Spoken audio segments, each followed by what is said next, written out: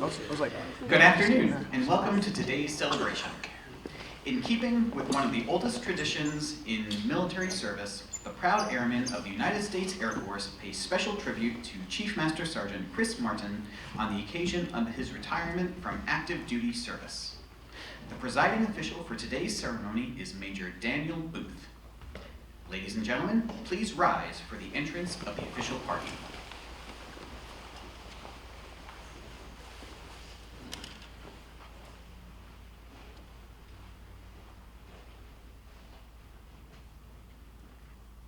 Please remain standing for the performance of our national anthem, followed by the invocation by Monsignor Michael Butler.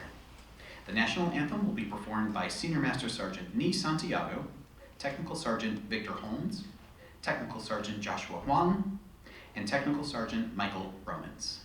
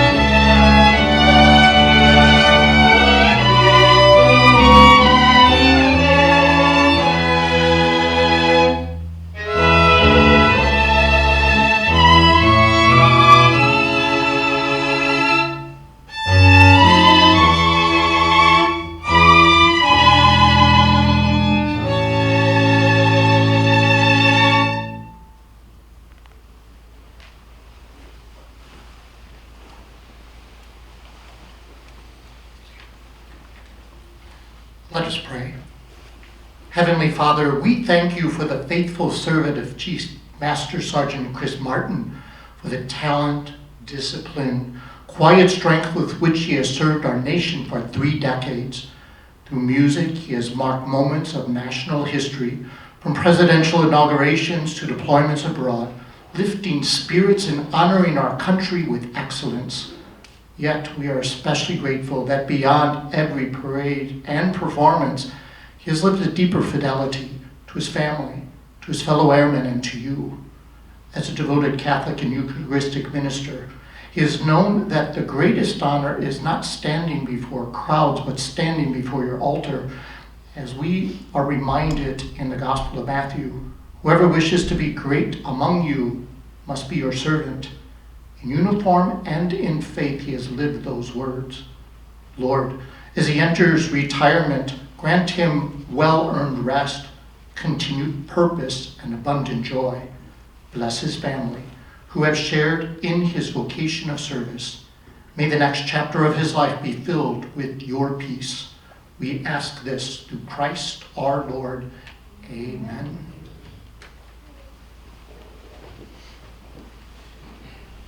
Thank you, ladies and gentlemen. Please be seated.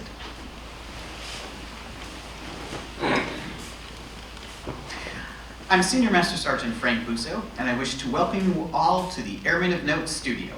Today, we celebrate the distinguished career of Chief Master Sergeant Chris Martin on the occasion of his retirement from the United States Air Force after 30 years of outstanding service. Before we begin, we'd like to extend a special welcome to Chief Martin's family. His wife, Master Sergeant Retired Marilyn Martin, his mother, Patricia Asuncion, and his mother-in-law, Juana Rojas. Welcome.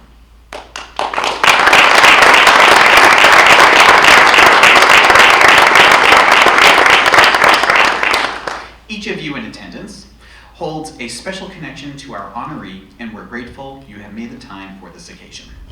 It's my pleasure to introduce our host for today's ceremony, Major Daniel Booth.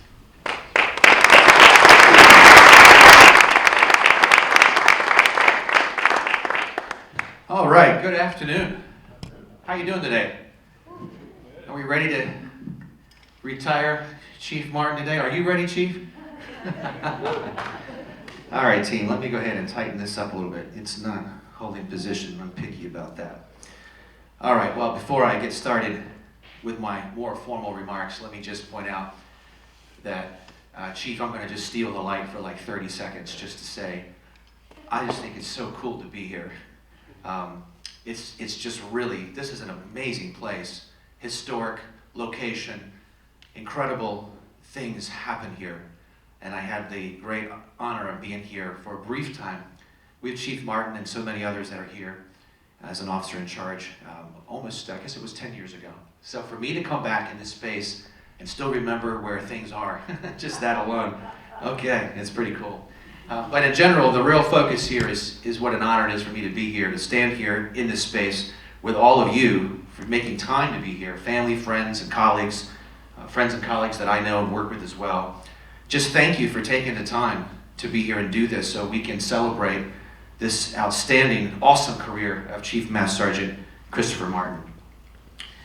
Now, being invited to officiate a ceremony like this is always meaningful, but I think it's especially meaningful even when that ceremony honors a chief, and that is the highest enlisted rank of our U.S. Air Force, as many of you know. So it's a really big deal. And even more so when that chief is someone who has served in one of the most prestigious organizations in our military. This is an organization that performs for presidents, foreign heads of state, and audiences all around the world. And it represents not only the Air Force, but our entire United States. And today we honor someone who helped carry that responsibility for 3 decades.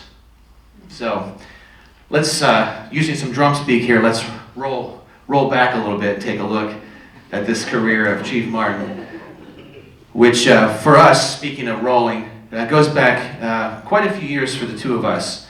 We got to know each other in the late 90s, and it was through the marching percussion world.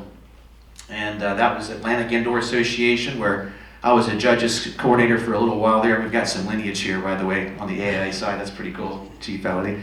And Chris came and joined the ranks and was a judge there. And then Winter Guard International, I adjudicated his programs at the World Championship level, where they were top 3 in the world, incidentally. And I was like, man, this guy's really good. And then we judged together on panels over the years, and we even taught for a while at the same high school program, but we never saw each other. Isn't that strange? He did the outdoor program, and then the band director hired me to do the indoor program. I don't know, did you not like to work in the winter, or I don't know. Too many missions, probably, you're too busy, so yeah. But it was neat just to have that opportunity to cross paths with Chief. And look, the bottom line is, we're drummers, okay? We're drummers, we know what that means. We're passionate about what we do. And I know that for Chief, that's one of the reasons why he asked me to be here today, to kind of tap things off, so to speak. And if you spend any time around percussionists, you know something about us. We tend to talk a lot, like I'm doing, we have big personalities, and just like our drums, we tend to be not particularly quiet. But Chief Martin, incidentally, interestingly, is like the exact opposite. In fact, I think he may be the quietest person that I've ever met. Any show of hands? Would anyone agree with that? Okay, I want to make sure it's not just my impression. Yeah, so, but he's also, and I think you would agree with this, one of the smartest, most clever and astute that I've known. And I'd like to speak a little bit about that. Let's unpack it. You know, we go back to the beginning of his career in 1996 when he won an audition to be with the Air Force Band of the Golden West. He performed in the concert band, in the jazz band, marching band, rock band, chamber, every band, everything. He did it all. And he did it well, but at the same time, he had his eyes somewhere else, because a year later he ended up here, joining the ceremonial brass here in Washington. Now his official bio says that he joined, but let's clarify something. Like every other member here in this premier organization, he was selected in a national audition. He earned that spot by being one of the absolute best in the U.S., which also means one of the best in the world. And I'm not exaggerating when I say these things. I think most of you know what I mean. We stand and sit among Olympian level talent here at the Air Force Band. And He earned a spot in that and has continued to maintain it all these years. Now, for those of you who are less familiar with the particular mission that he came here for, I'd like to share a little bit of why I think it's extraordinary. And this was, really neat to see when I was here with the ceremonial brass as well. For one, they perform in some of the most visible and the most solemn ceremonies in our U.S. military. Full honors funerals at Arlington National Cemetery, events at the White House, the Pentagon, state arrivals for foreign leaders, international ceremonies and showcase events, changes of command for the highest senior military leaders. And these ceremonies, many of them, happen in all kinds of weather imaginable, right, Chief? I mean, lots of circumstances. And in those circumstances, oftentimes you have to stand perfectly still. Or you're marching with precision over many miles, daily, weekly, monthly, carrying heavy instruments and the weight of tradition. Chief Martin did that for decades. Awesome work. And his career included 5 presidential inaugurations, I believe, you were part of. Multiple Tournament of Roses parades, Macy's Thanksgiving Day parades, national TV appearances, performances all across US, Europe, and Japan. I've read through Chief's early performance reports, and a couple of notable lines from supervisors jumped out about his performance at those times, and I think it kind of foreshadowed what was to come. Here is one of them, quote, "An outstanding musician with marvelous leadership ability." Key ideas said early on. 2 things here you're noting, right? Marvelous leadership ability and outstanding musician. Another quote, "An exceptional professional setting standards that will lead the Air Force Band into the future." Now these words were said by other amazing and admired leaders. And if you've ever watched Chief Martin play percussion, you understand exactly why these things are said about him and how he plays, because his hands, in my view, they don't just play the drum, they speak. Which is really helpful because Chief Martin, as I've said, really doesn't say very much. But your hands do speak amazingly as a musician. And also as a leader, the quiet leader, as we've talked about. As a senior NCO, he helped lead mission execution for hundreds of ceremonial performances supporting presidents and secretaries of defense, secretaries of the Air Force, foreign dignitaries. He supervised personnel, he coordinated logistics, ensured every ceremony met the extraordinary standards expected of the premier band of the United States Air Force. And by the way, I mention these things knowing full well that there's some of you in the room that already know this, but this is the time when we take even just a few minutes to say it out loud and to reflect and remember.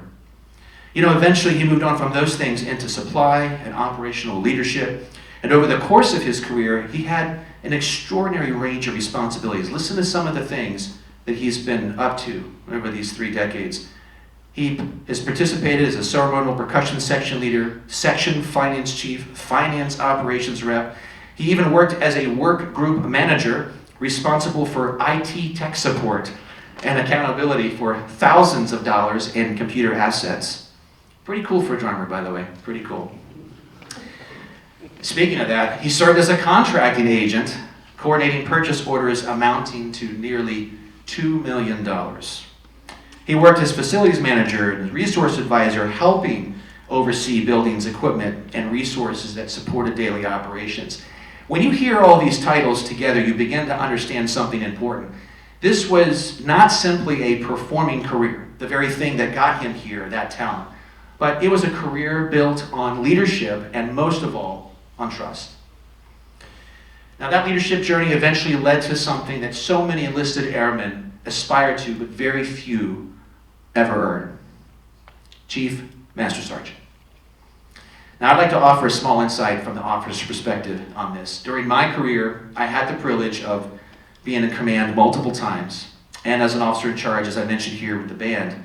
And I can tell you something that every commander learns real fast.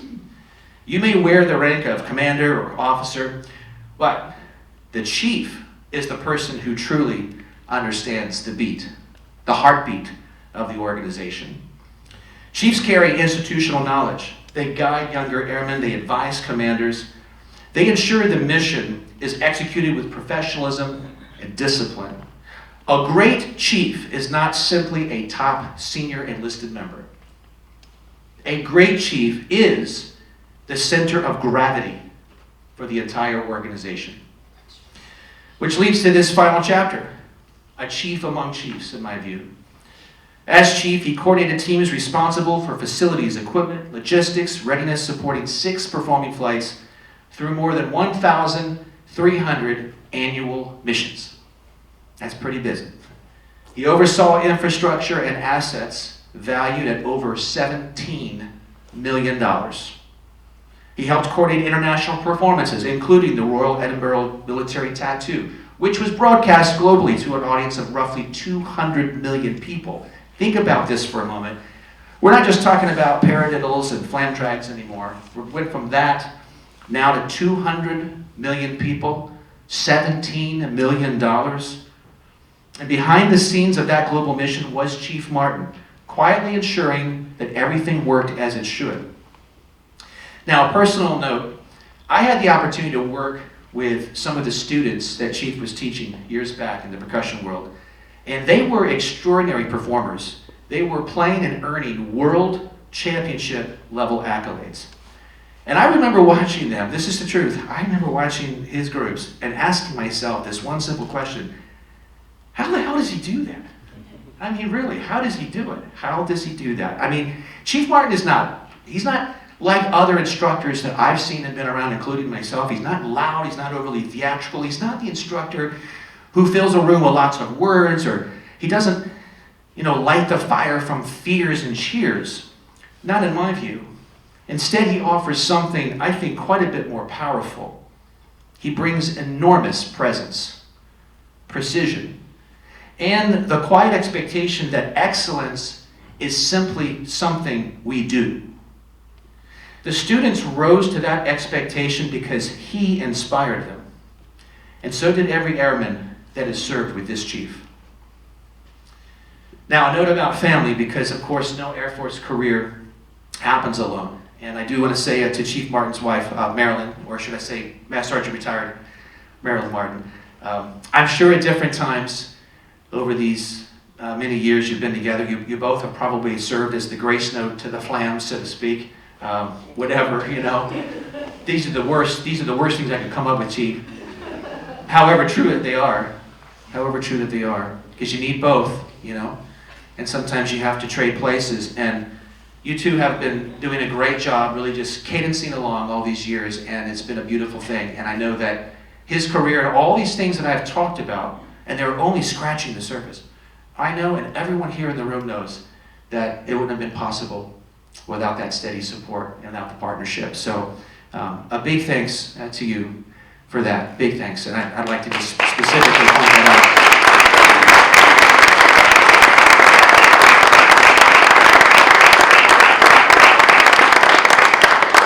The Chiefs don't just come out of nowhere. And we have to thank Mom Patricia here for being a big part of that too. And Bob, thank you for your service, sir, for being here and supporting Chief Martin, and Sister Sarah, and the whole family, both sides, everyone that's here. Thank you, because it's not just showing up today, but in many cases, sometimes even your quiet support is all that was needed. And I know that Chief Martin has had that through the years.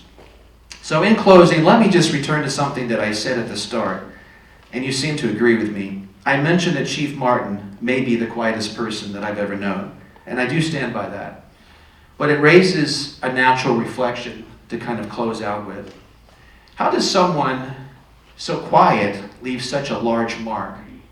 In a world where many people believe that leadership requires being the loudest voice in the room, how does someone who doesn't seem to really seek the spotlight build a career that shines so bright? After watching Chris for many years, I think the answer is simple. He never needed to say much because excellence speaks for itself. Every ceremony served by his sticks, every airman who benefited from his leadership, every officer who was made better from his wise counsel, every mission that succeeded because he quietly ensured that everything was as it should be. And those things speak. And when you put them together over 3 decades of service, Chief, they speak very, very loudly. So Chief Martin, your career proves something important to us, and it's definitely a lesson that we can all take away. And that is that sometimes the strongest voice in the room is the one that simply shows up every day, does the job the right way, and lets the results do the talking. And in your case, Chief, those results speak with crystal clarity, or as we say in the rudimental world, it's really clean. Really impressive. So on behalf really of all of your colleagues, your friends, your family, everyone here, the United States Air Force Band community, we want to thank you, Chief, for your service and your quiet yet ever enduring example that has carried you and us for so long. We won't forget. We will not forget. And we're excited for what's ahead for you, whatever that's going to be. That's probably one of the biggest challenges here, figuring that out. As they say, goodbye tension, welcome pension. So you got that coming? Yeah. I don't know anything about retirement, but I hear that's one really tough part about it is you never get a day off. So you've got that you got to consider. But you'll figure it out, Chief. You're going to figure it out. And you're just going to be continuing all the things that I've talked about today are going to continue to manifest in everything you do and in every relationship that you make. It's our honor to be here to celebrate you. Congratulations, Chief.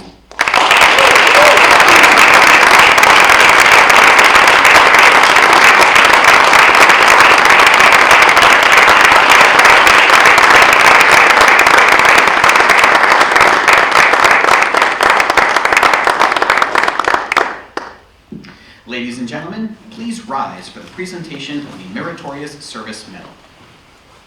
Publish the orders. Attention to orders. To all who shall see these presents greetings. This is to certify that the Meritorious Service Medal, 6th Oak Leaf Cluster, has been awarded to Chief Master Sergeant Christopher K. Martin for meritorious service 24 September 2020 to 1 April 2026. Chief Master Sergeant Christopher K. Martin distinguished himself in the performance of outstanding service to the United States as Chief Air Force Strings, the United States Air Force Band, 11th Operations Group, 11th Wing, Joint Base Anacostia Bowling, Washington, District of Columbia. During this period, Chief Martin oversaw unit operations during the pandemic, coordinating personnel with protocol scheduling for 6 flights, ensuring the safety and well-being of 184 unit members. Additionally, Chief Martin inspired logistical excellence, managing the shipment of performance equipment and ceremonial uniforms, enabling the successful execution of an international event and cementing partnerships with a combined live and broadcast audience of 200 million. Furthermore, he composed the marching drill for a multifaceted team comprised of 48 unit members across 5 flights and 12 civilian professionals, ensuring technical mastery for an audience of 5 million viewers at the Basel Tattoo. Finally, he performed as a ceremonial percussionist during State Funeral 39, honoring the service and legacy of former President Carter. The singularly distinctive accomplishments of Chief Martin culminate a long and distinguished career in the service of his country and reflect great credit upon himself and the United States Air Force.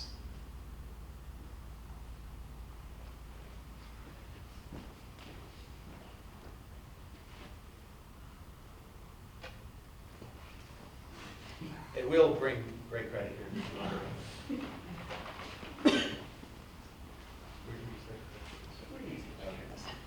We'll do that. All right.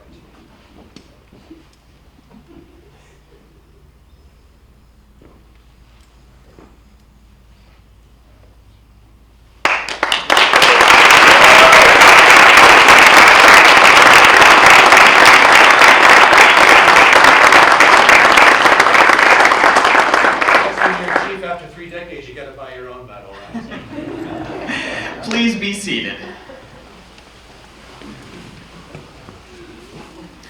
At this time, we would like to open the floor for remarks and presentations from Chief Martin's fellow chiefs and colleagues.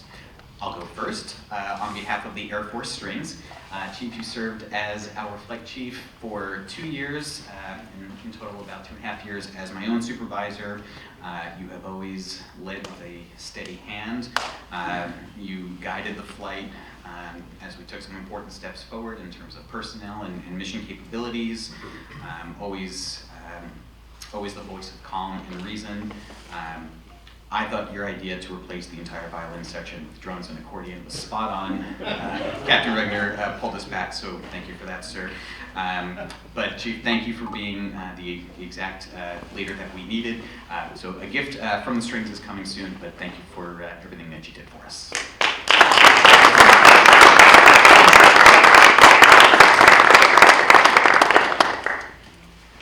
Sergeant Tianello. Afternoon, everyone. My name is Senior Master Sergeant Adam Tianello, and I've been drafted to be the voice of Chief Nate Levy today, as he's currently stuck in Ohio. Apparently, the state line's much harder to cross when you have a particular reputation like his. He sent along a formal statement for Chief Martin that I've been instructed to read, mostly so he has someone else to blame for the contents. And I quote, "Chris, we've had an embarrassing amount of fun over the last 22 years together. Some of the memories are even mostly appropriate for a family audience. And I'd like to clarify for the record that I did not throw that drink at you, I spilled it. It was an accident. Anyway, this gift from all of your colleagues in supply commemorates just one of the memorable experiences in your distinguished career. We hope your retirement is full of joy, laughter, and haggis. I'm not sure what you did to deserve a retirement full of haggis, Chief, but as a bagpiper, I can tell you that's a very bold choice for a gift. On a personal note, I also want to add my own thanks. Having you as a friend and a mentor over the years has meant a lot. I'll certainly never forget the time we were sitting at the White House eating those lamb chops together, our single-day supply-o gatherings, or even the countless times you swooped in to my aid when I poked the bear a little bit too hard. So it's been a wild ride. You've set the bar very high for all of us, Chief. Congratulations. Really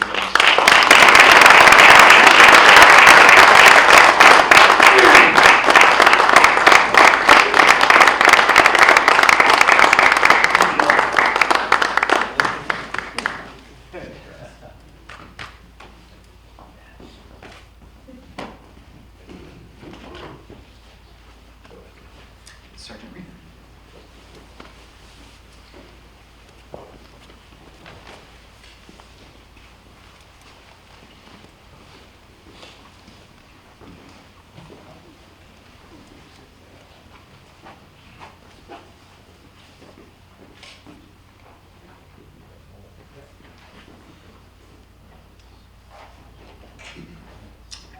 Hi, I'm Master Sergeant Ken Reben, and I'm a percussionist in the ceremonial brass, and was thankful to be part of Chief's last 9 years.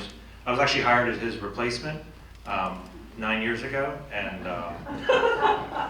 just the way the world works here, sometimes in weird circles and cycles, he actually came right back around to the brass within probably a year, maybe two, as chief, which was awesome.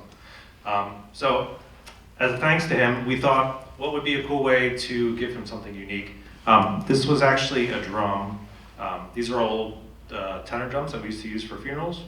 And one of our members who couldn't be here, Sergeant Kite, he made a nice description for Chief here.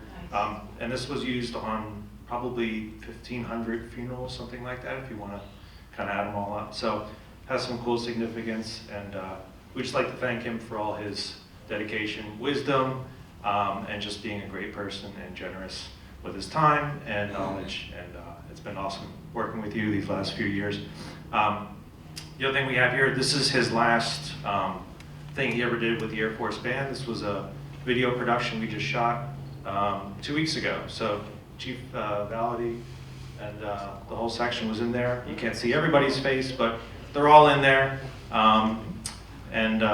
I thought it was just a great shot and a great fitting way for him to close out his career with the band. So, thank you, Chief.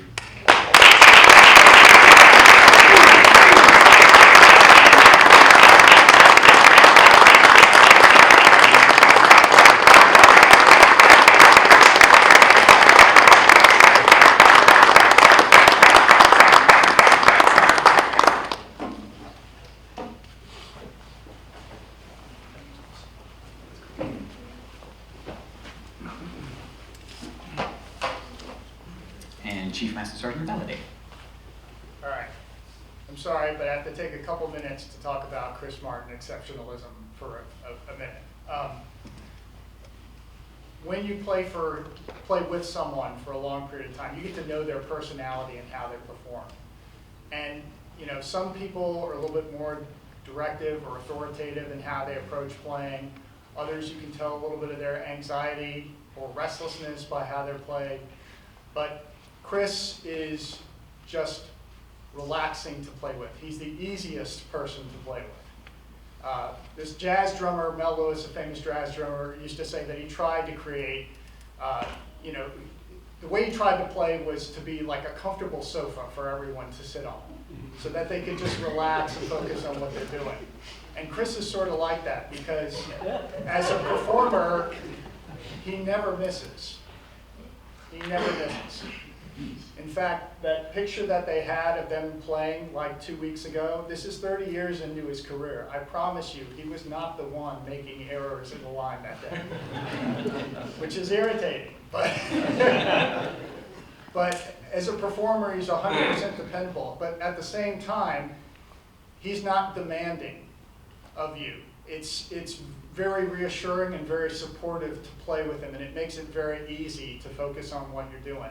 There's a bunch of us that started in the section around the same time. There's actually 5 of us, with Brian Mann, Nate Levy, me, Tom Rarick, and Chris. And 4 of us went on to become chiefs. The other one doing some pretty amazing stuff outside. And Chris actually was one of the ones he was slightly ahead of us in his career journey. And as just a start of how he would become as a leader, he made you feel like it was okay to take the next step. He made you feel like you weren't going to get a blue chip in your neck by trying to do the next job, that it's okay, you're just going to send some more emails, you're going to talk to some more people, but it's going to be fine. So that level of intimidation about going further up the career chain to the next thing, we didn't have that, because Chris kind of made it seem like it was okay. So we all developed in that sense of security and support. And then when he became the flight chief for the brass, a lot of people have different kind of leadership styles. So he's not like the Vince Lombardi person who's giving the rah-rah speeches and inspiring like that. He's not necessarily, the Steve Jobs, I can see into the future thing, or the Billy Beane Moneyball, I can get the most efficiency out of my personnel. He has aspects of that in his leadership style. They all exist. But in my mind, the thing that really embodies Chris Martin leadership style is Fezziwig. If anyone remembers The Christmas Carol, every December we're bombarded by Christmas Carol movies, but Fezziwig is Scrooge's old boss. And it's easy to misjudge Fezziwig. But Fezziwig is criminally underrated, to the extent that the Ghost of Christmas Past actually says, well, setting up Scrooge, what's so great about this guy? All he does is throw parties. That's not that big of a deal, is it? And make Scrooge come to the realization of, no, you misunderstand. This person has the power to make your job great or awful. They can change the whole dynamic of everything you do. And I think if there's a singular aspect of Chris's leadership style that I think is signature, it's how important the atmosphere and the vibe is to the group, how important the relationships are to the group. And it's not just about like throwing parties and having fun.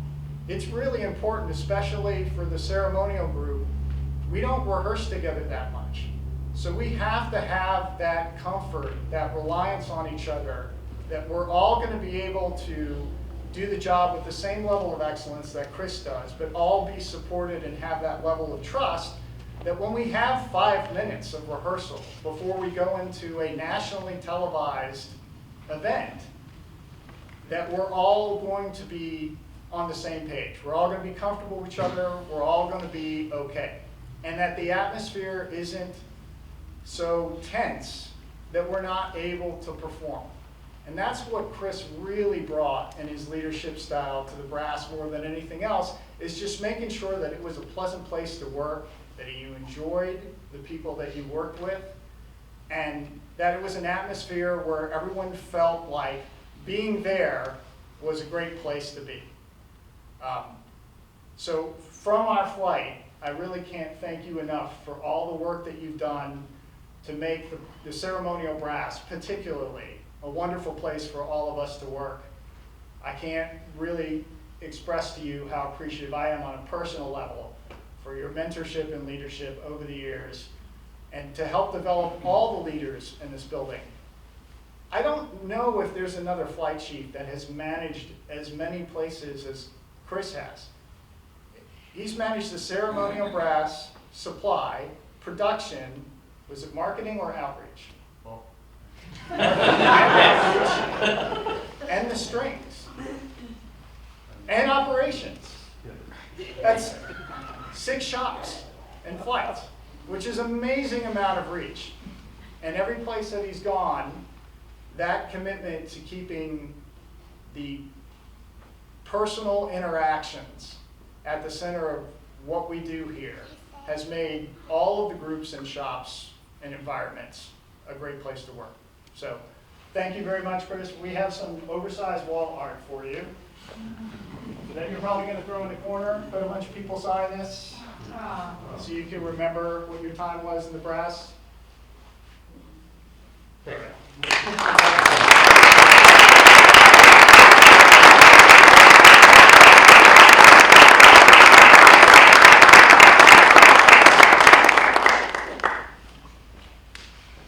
Are there any other presentations or remarks from anyone in the crowd today? Chief.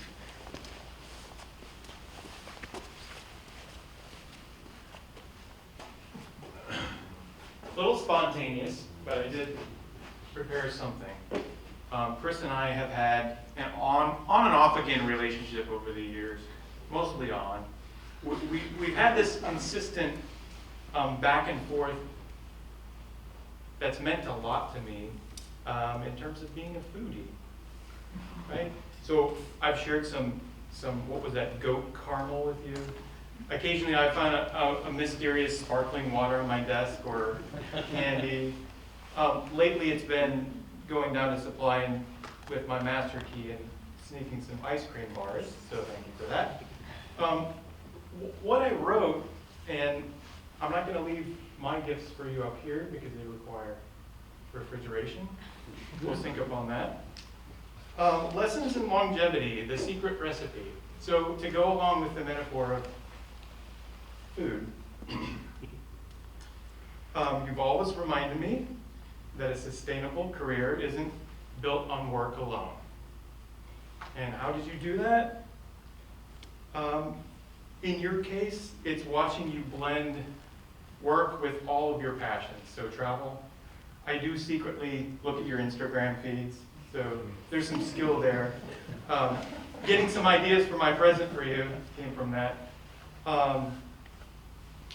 That's been, whether you realize it or not, a subtly really important, consistent thing for me to remind myself, almost as if the cliche is what would Chris do? When I feel stress raising, what do? I pivot to taking a break, being a little more stoic, being maybe a little more quiet. Though I say, the more one tries to balance all the stresses of a job, the more one realizes you might have cracked the code, making 30 years both successful and sustainable. So thanks for showing us all those ingredients, teaching us the recipe, giving us a taste, and feeding all of us for 30 years. I can't imagine a more simple, more influential, more impactful friend that has taken my ability to develop my own resilience across time so effectively with so little. And you got it right, there's a lot of silence, but boy, does that speak volumes in so many other different ways.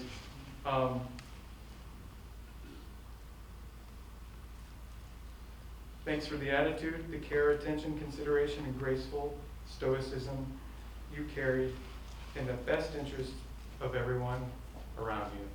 We're going to miss you.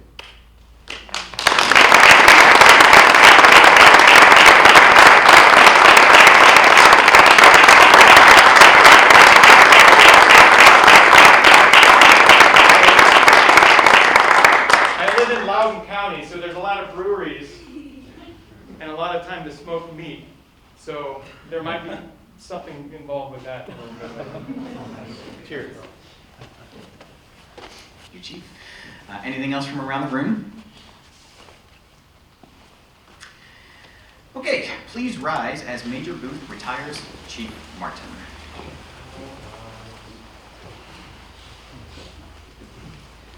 Public orders. Attention to orders. Department of the Air Force, Washington, District of Columbia. By order of the Secretary of the Air Force, Chief Master Sergeant Chris Martin is retired from active duty effective 1 April 2026 after 30 years of faithful and honorable service. Proceed to home of selection.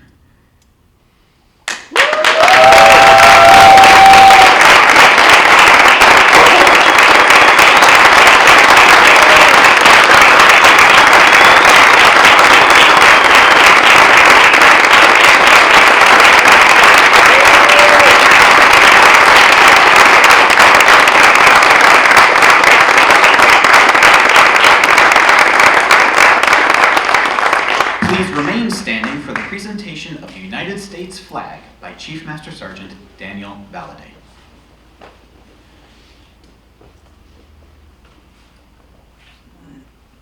This flag, which was flown over Arlington National Cemetery in your honor, is presented on behalf of a grateful nation and as a token of your faithful and honorable service.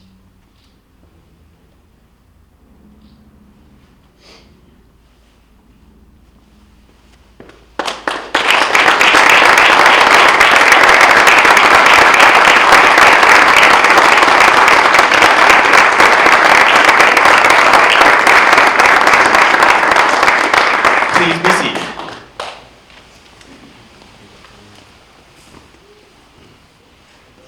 The tradition of the Air Force Retirement Pin is a special one passed down from member to member. To present Chief Martin with his retirement pin, please welcome Senior Master Sergeant Retired Bob Thurston.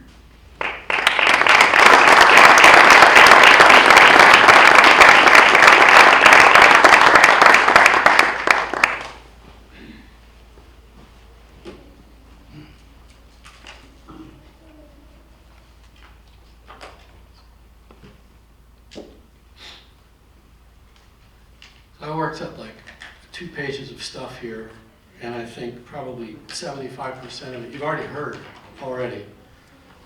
So apologies in advance for the echoes. I also noted on the script here it says Bob makes brief comments, and the quotes are on the script, so I'm allowed. I want to start out with a short and sweet impression of Chris Martin that I've done for years. This is, he knows this is coming. This is Chris Martin laughing hysterically as Chris Martin does. Thank you.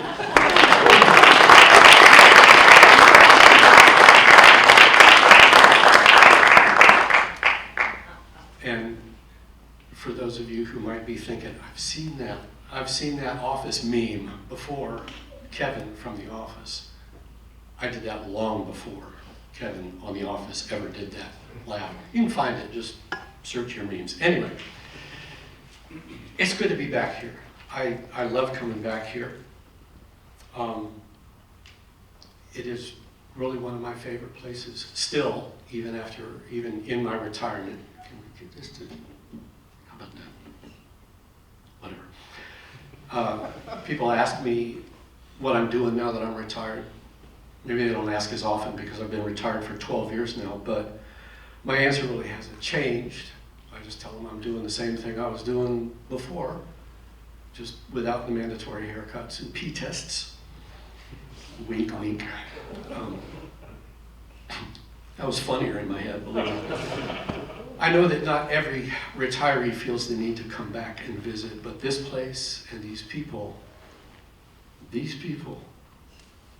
still have kind of a hold on me. And for those of you who are nearing your own retirements, I can only hope that, I can only wish for you, and especially for you today, Chris, all of the warmest and most warm and fuzzy and gratifying post-career feelings that your heart can hold.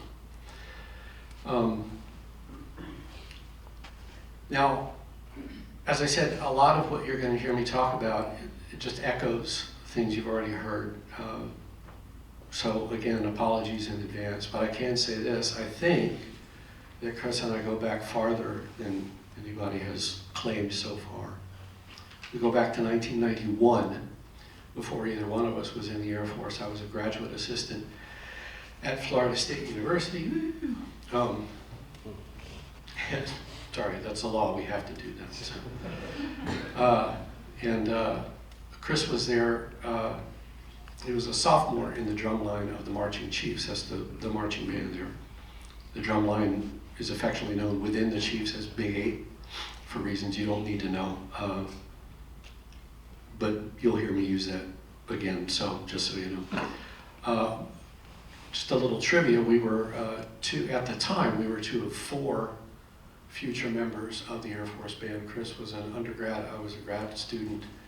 Also, future conductors, Major Steffi and Colonel Minch, were at Florida State around that time, getting their grad degrees. Anyway, so I was assigned to the Marching Chiefs as a graduate assistant. Chris was a sophomore in the drumline that year, 1991. He had auditioned successfully for the drumline as a freshman, but the head of the jazz department called dibs on him, and that was a schedule conflict. So Chris was in the jazz ensemble his first year. But again, you've heard about his versatility, his musicianship. That was an early indication of that everybody wanted him. So he didn't march in the drumline until 91, his sophomore year, which was my year as grad assistant. He and I didn't interact all that much, but since I was already an old chief, I got my undergrad there, and I was a member of Big 8, I was section leader, former section leader for Big 8, so I did tend to hang around with him a lot, as I still like to do from time to time. So I got to know at least of Chris, echoing again, as a lead by example type. He was a chop monster with a deadpan and often deadly sense of humor. Quiet leadership. I was there for just that year, but in 1992, in just his second year in the Marching Chiefs, he was named section leader of Big 8, the drumline section leader, which is not a common leap in that organization. There are tiers that you often go through 1 year at a time before you are in the upperest ranks. But there you go, his musicianship on display again, and his leadership, that same quiet leadership on display. He also did a lot of writing for them, and Big 8 still plays a lot of the stuff that he wrote. Deacon Dairy Fresh, was that one of yours? I just had to say that title because I think it's cool. Probably found on an ad in the Democrat or something, I don't know. There you go. Well, anyway, so I went on and kind of wandered around for about a couple of years, and I think Chris will tell you what he did after that. So it took a couple of years for our paths to cross again. I joined the Air Force Band in 1994 as an arranger. I auditioned as an arranger. It would never have occurred to me to audition as a performer because I didn't have those kinds of chops. But as an arranger, I thought, maybe I got a shot, and that worked out pretty well. But as soon as they caught wind that I had played drums at some point, I was kind of roped in as a collateral percussionist. And by collateral, I mean like last call, desperation circumstances only. Remind me which end of the sticks to hold, make me promise not to hurt anybody like I did the last time. At one point during a big staffing shortage, I was actually moved off of the arranging staff and over to ceremonial for about 6 months, as I recall, I'm not sure. But I figure that's about the time they decided it was time to speed the auditions up, hire somebody and get me the hell out of there and back to the arranging staff. By that time, Chris had made his way into the band career field at Band Golden West at Travis Air Force Base. And one fine day he called me to ask about taking the audition for ceremonial. I don't know that I actually talked him into taking that audition, but years later he did tell me, thanks for helping me get here. And to that day, to this day, that still means a lot to me. I'll take that credit, whatever little I'm being offered. Once he did get here, it was just like at FSU. The same kind of leadership, the same kind of skill, the same kind of everything. Our daily pathways didn't cross too often. I worked mostly at home, and he was in ceremonial. But now and then we might bump into each other in the hallway or chat on the bus across town for a day of funerals at Arlington, because ceremonial just couldn't get rid of me. I was like gum on their shoes, maybe, I don't know. We did a couple of inaugural parades together. We did that Macy's parade together. I was only 2 years away from retirement by that point, and I can tell you that schlepping a bass drum at age 53 for 2,000 blocks over the course of 5 hours across New York City was kind of tough on me. I remember one of the officers coming up to me afterwards and saying, "Are you okay? You don't look too good." He was right. Anyway, in 2002, which was Colonel Graham's final concert tour with as the commander of the Air Force Band, Chris and I were extra percussionists on a TDY with the concert band. We went down through all the southeastern states, including Florida, and it included a stop at our beloved alma mater, Florida State. And I still enjoy the memories of whacking cowbells and tambourines in that mammoth half-hour 70s medley that I did for that tour. A lot of fun. Those of you in the band, if you want to have some fun, ask Colonel Schofield about our performance at the University of Georgia on that tour. He didn't expect to conduct that night, but he got to sight read one of those other 30-minute medleys on the podium, thanks to Colonel Graham. A lot of fun. There are some other memories that are best discussed off hours from that tour, and I'll leave it at that. But Chris and I collaborated elsewhere, not just within these halls. We also stay involved, and we are both still involved with the marching chiefs at Florida State. I still write arrangements from them, 1 or 2 every year, and Chris often supplies the percussion parts for those arrangements. Or if I supply them myself, he fixes them. It will always be an honor to call you a friend and a colleague, and from here on out, as a fellow old fart. Come on up here.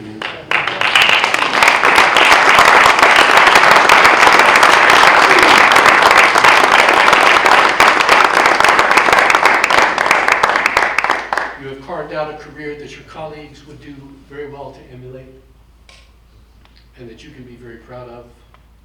And as you look back on it in the days to come, I hope it brings you nothing but good vibes, good juju. So here you go. I thank you for the honor of making you officially Chief Master Sergeant retired, Christopher K. Martin.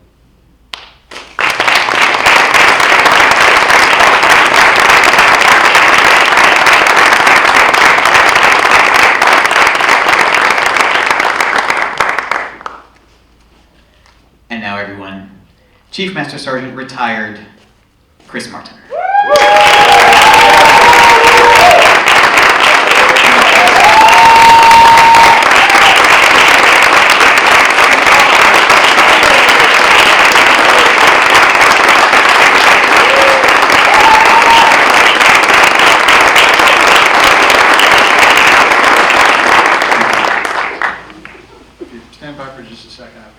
audiovisual aids that collect these things.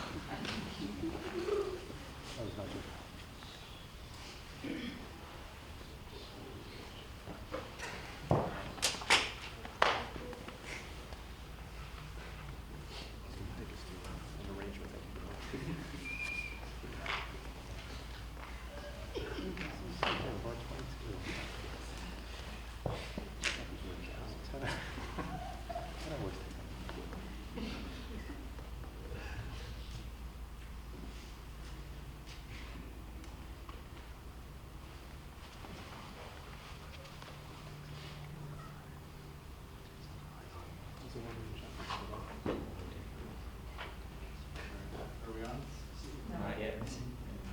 There you go.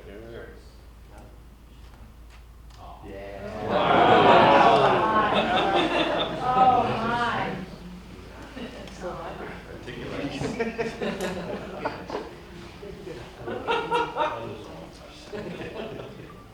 I'm just gonna keep my face down so I can get through this.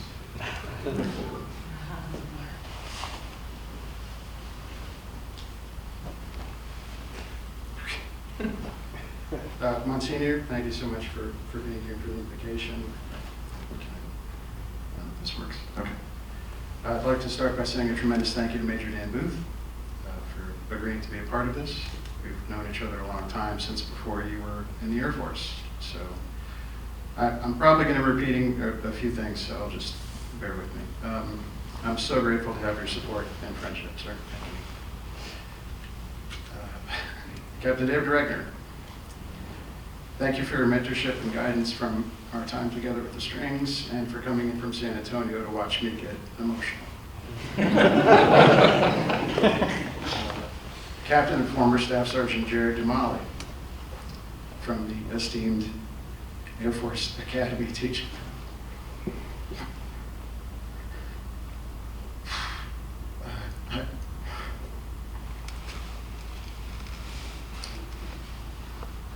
I'm gonna move on. I can't believe we've known each other for so long, going all the way back to your time in middle school. Percussion class. I saw you graduate from boot camp, and now you get to see me graduate from the Air Force.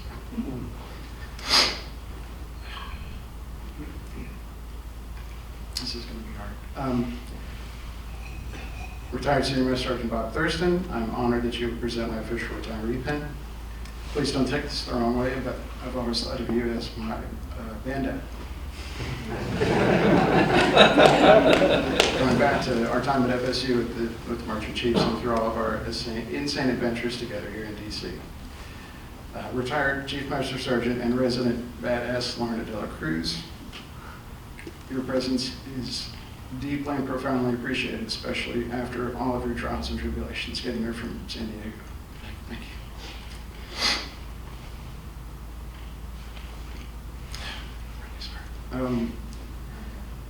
Former Marine Sergeant and fellow FSU percussionist Austin Palella, thank you so much for representing the Marine Drum Regal Corps and for being here today. You're a handsome man. Thank you to all of you that have traveled long distances and sacrificed your time and energy to celebrate this moment with me. I'm especially grateful to my entire family for supporting me all these years and sharing in all of my experiences throughout my career. Mom, Sarah, thank you.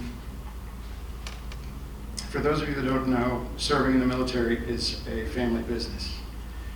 From my wonderful wife, Marilyn, who I left at the end of the month.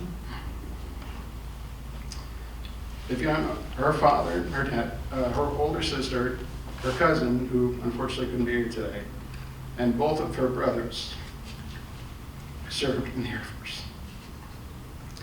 Her nephew is an Air Force pilot and aspiring astronaut, and her niece is an Army lieutenant. They're both currently serving today.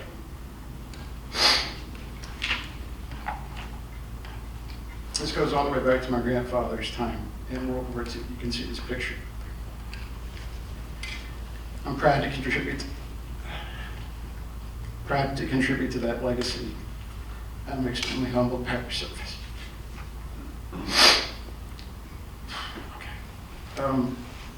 Last but not least, a huge shout out to my amazing friends and remarkable senior NCOs, Senior Master Sergeants Adam Tianello and Frank Busso, for their time and effort in helping make this event happen. You have no idea how much I appreciate your help with everything throughout all of our years together. In addition, should you find yourself broken down on the side of the road in a rental car with 3 flat tires and a body in the trunk, with a cell phone that barely gets any service since you're in the middle of nowhere like Elko, Nevada, with maybe 37 cents and a ball of lint in your pocket, you're going to need Senior Master Sergeant Joel Wheeler and Master Sergeant Manuel Collazo Yantin immediately. They are my ride or dies in supply, and the world is a better place with them in it. Thank you, gentlemen, for all that you do to fight crime and to make us all safer. In all honesty, my original plan was to just bow out gracefully as a master of the Irish goodbye. I hate being the center of attention. So. My wife convinced me that it's not about me and that my friends, colleagues, coworkers, and family would want to celebrate with me. So, as hard as this is, I'm grateful for the closure and resolution after such a long time. So, all right, 30 years. 30 years is a long time. Let's talk about how we got here. The year was 1995. Sing it with me. Do do do. And I was in my first year of a master's program in percussion performance, miserable and uncertain about life after finishing my degree in music education at Florida State. Out of the blue, Chad Steffi, he's a retired Air Force band officer now, but at the time he was a percussionist with the band of Mid-America in St. Louis. He called to tell me about several openings in the band career field and I should consider it. So I saw a flyer posted in the School of Music and decided to send in a tape to the band of the Golden West in California. That's right, an actual audio cassette in the mail with postage. So, this was long before the magic of YouTube or social media, so bear with me. Lo and behold, they approved me for a live audition to be held at the Band of the Reserve just up the road from Tallahassee in Warner Robins, Georgia. Okay. I played my prepared pieces for the panel and sat in with the jazz band. Was feeling pretty good about the experience and how I performed. The audition rep at Robins was Staff Sergeant Bill King. He's a saxophonist extraordinaire and proud South Carolinian who could tell that I wasn't sure about signing my life away. In a syrupy southern drawl, he told me, "Hey, it's a good gig, man." The players are cool, and you get out of the house every once in a while for a tour. So I'm like, okay. After a short period of discernment and apologizing to my percussion professor for leaving early, the thought of moving to California was too good to pass up.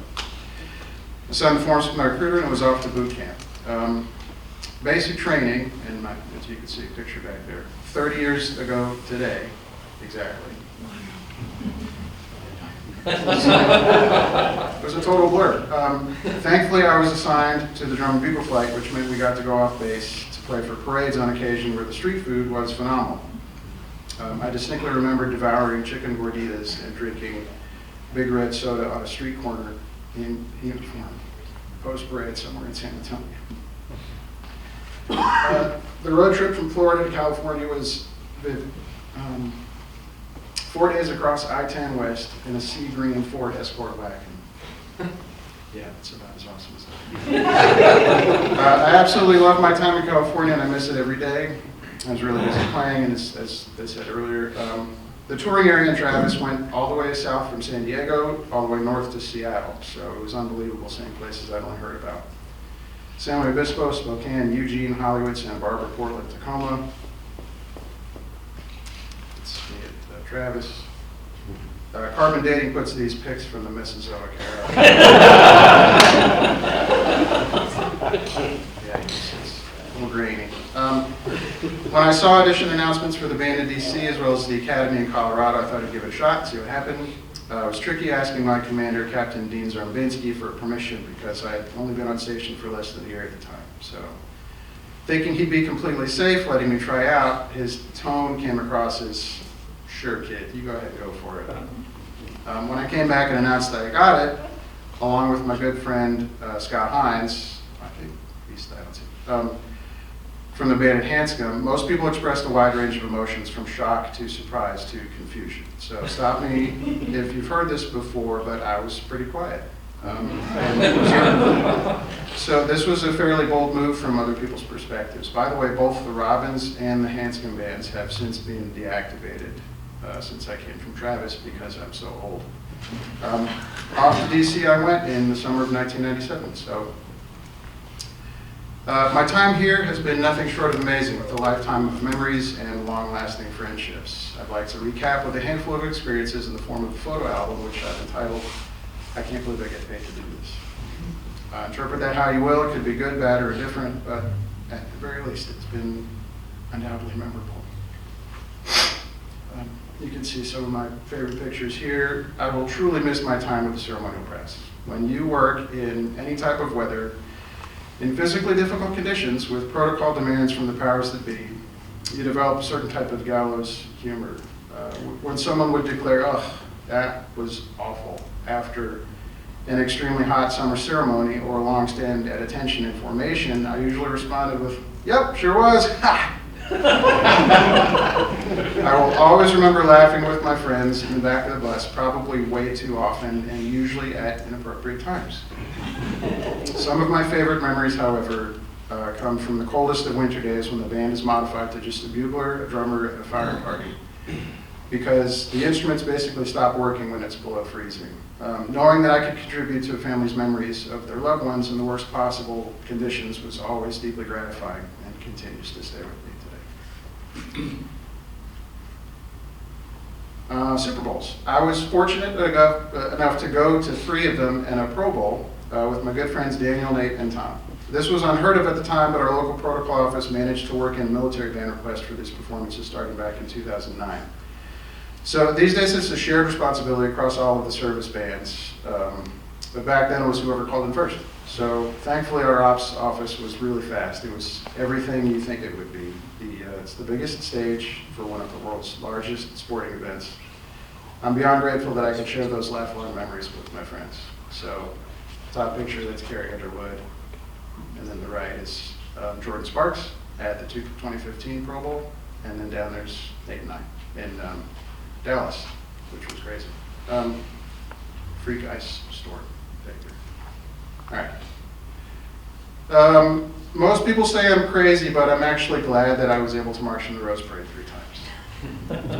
It's basically a 10K while wearing a drum, and you don't get any breaks.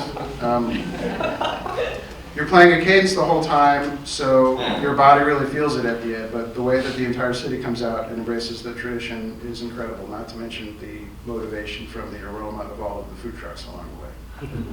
So the best part, you get In-N-Out Burger when you cross the finish line. It's the best. It's super fun. Just a few more minutes and then, yeah. All right.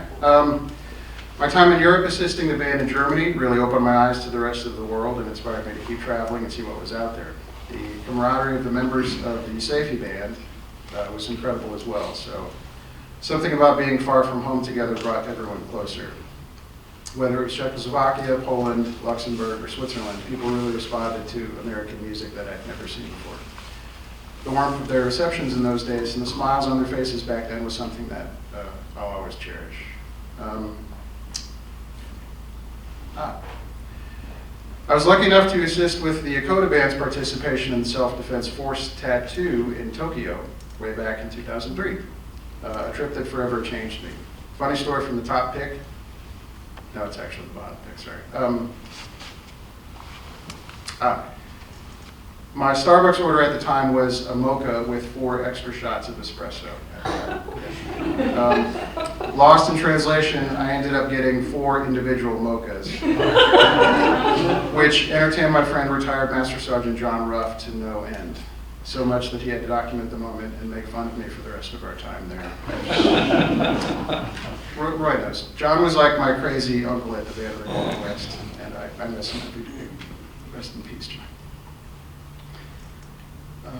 Daniel and I went back there as an advance team in 2017, trying to get the DC Band to perform there again, but we actually ended up laying the groundwork for more overseas performances in the future.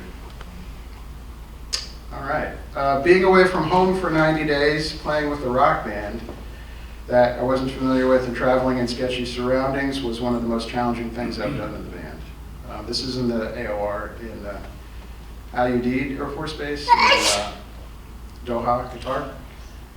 Seeing how things worked in the deployed environment and how people overcame adversity was also one of the most rewarding experiences I've had in the military. Along the lines of, I can't believe I get paid to do this, you can see in the bottom left, to take a look at me being attacked by a military working dog at Al Dhafra Air Force Base. And the smiles from the handlers, they really enjoyed seeing it.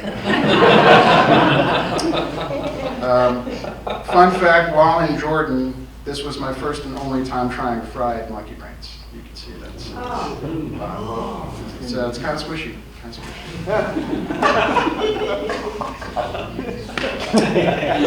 right. When I said my friend Daniel and I were trying to get the band to perform overseas, we fortunately found an energetic advocate in our current commander, Colonel Schofield, who came to us from Germany, and he was already used to international engagements. Suddenly, Scotland was calling. The invitation to the Royal Edinburgh Military Tattoo happened really quickly after the U.S. Army Field Band performed there the previous year. I was lucky enough to get asked to write the marching drill for our show based on my experience in the drumline world. To perform at that historical venue, considered one of the highest honors for a military marching band with other units from from multiple countries around the world, was absolutely surreal and something I'll always appreciate.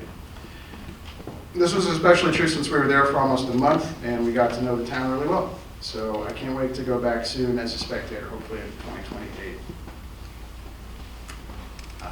And for the last trick up my sleeve, we managed to get to Switzerland last summer to perform in the Basel military tattoo alongside several other countries, but most notably the top secret drum corps.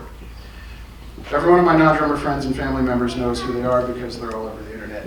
If you're like involved in the drumline activity at all, I guarantee a friend or a relative sent you a clip of them, so it gets kind of old after a while. This was also my second time writing a drill for our marching production, this time performing with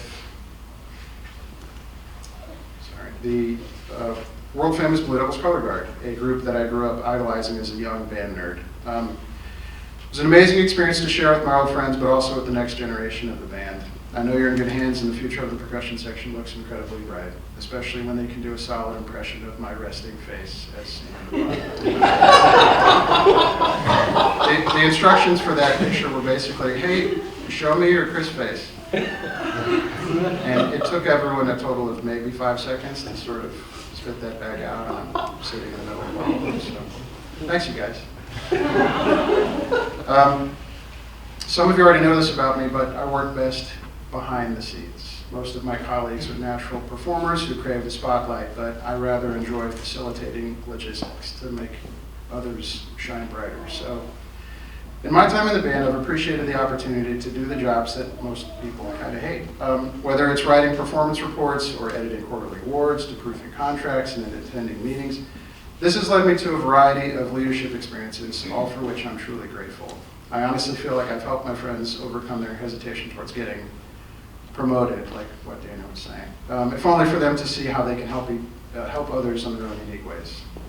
It's been an honor to be a chief, and I'm happy to see my friends contribute to the success of the unit throughout my time here. Officers can come and go, but the enlisted corps spends quite a long time together, maybe too much, as permanent members of this organization. So I will miss the people, their incredible talent, and the inspiring skill that defines this place. This last picture is an interpretation of a running joke between my friends and I that I actually heard originally from retired Master Sergeant Janice Carl. That's probably a name you haven't heard in a long time. You know when a dog has just walked long enough and stops to look up at you? That's kind of where I am right now. People ask me what I'm going to do next. I've been telling them whatever I want. So I'm looking forward to cooking more, traveling more, and spending more time with my wife and extended family and friends. My one request is that you continue to check in on me occasionally, and I'll let you know when I've got it figured out, whatever it is. Thank you so much for being here, for everyone to spend this time and this day with me. Christian especially had his birthday last night, so thank you so much for being here. It's been an absolute blast, and I'm so grateful for the experience. So here's to 30 years. Let's have some snacks.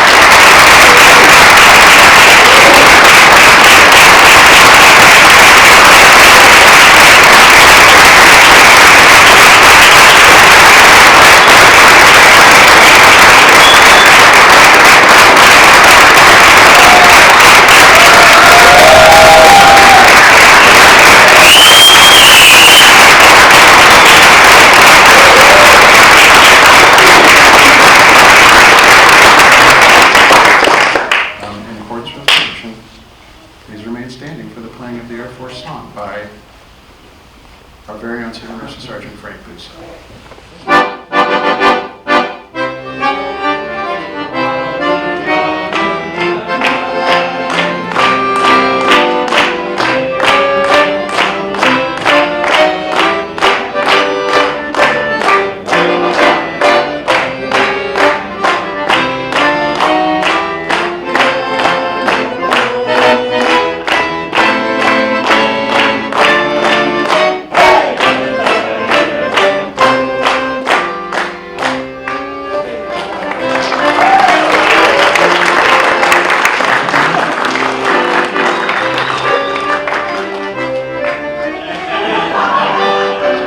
One thing, if